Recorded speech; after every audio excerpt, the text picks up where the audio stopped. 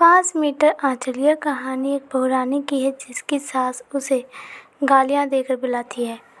कमरे से आती कुल-कुल की आवाज़ ने मानो सीना चीर के ही रख दिया था उसका।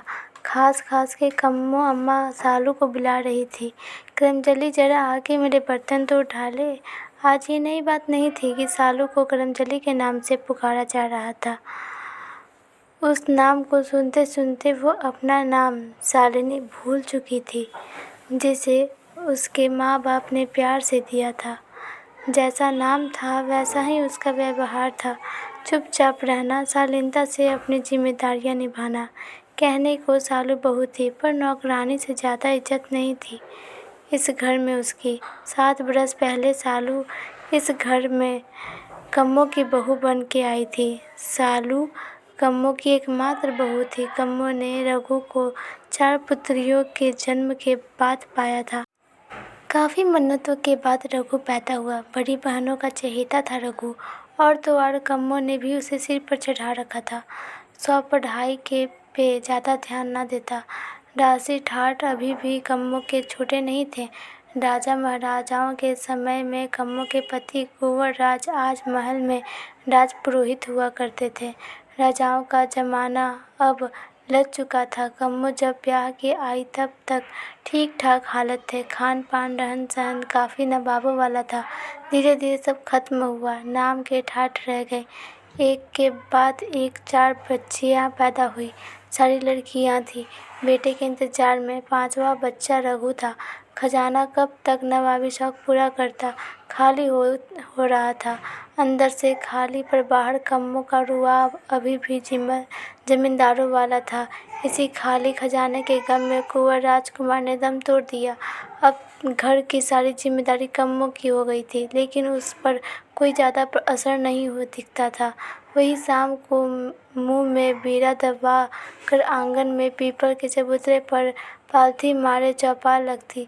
सारे गांव की खबर लेना, किसकी किसकी लड़ाई हुई, किसके घर कौन आया, किसके घर में क्या हाल है, ये सब मानो कम्मो को जानना जरूरी था।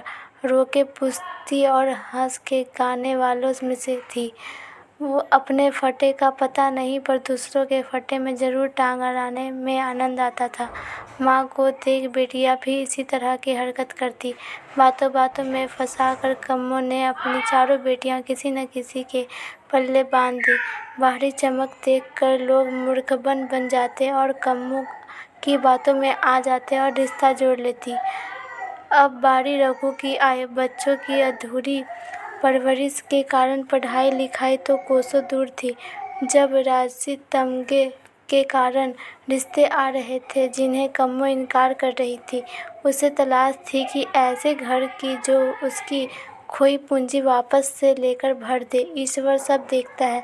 पास के गांव में जमींदार के घर से रघु के लिए रिश्ता आया। बहुत अमीर थे, अकेली लड़की थी सालू।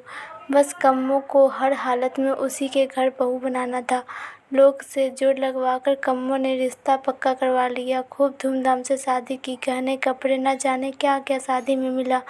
एक चीज़ संस्कार, जिसकी कम्मो के घर में थी, सालू के रूप में वो गलती से आ गई, जिसकी कम्मो को कोई ज़रूरत नहीं थी। कुछ दिन तो सब ठीक ठाक रहा, फिर कम्मो की मांग बढ़ती गई। मायके जाती तो सालू को अपने मायके से लाने वाले सामान की लंबी लिस्ट मिलती लाने के लिए, जो उसे अच्छा नहीं लगता था। इस बार जब वो गई तो कुछ नहीं लाई, बस अपनी माँ की एक जरी की साड़ी जो सालू की नानी ने उसकी माँ को दिया था।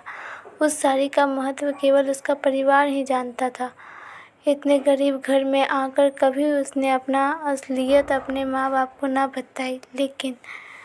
लेकिन क्या आगे क्या हुआ, ये देखने के लिए आपको हमारे चैनल को सब्सक्राइब करना होगा, इस वीडियो को लाइक करना होगा और साथ ही बेल आइकन को भी क्लिक कर दीजिएगा। आगे की कहानी बहुत इंटरेस्टिंग है। क्या हुआ सालू के साथ, क्या कम्मो का रुतबा हमेशा ऐसा ही रहेगा, ये देखने के लिए कल इंतज़ार कीजिए। पार्ट 2 वीडियो कल चैनल पर अपलोड हो जाएगी। तो मिलते हैं अगली वीडियो में। तब तक अपना प्यार, अपना आशीर्वाद बनाए रखिए। धन्यवाद दोस्तों। आपको ये कहानी कैसी लगी प्लीज़ कमेंट में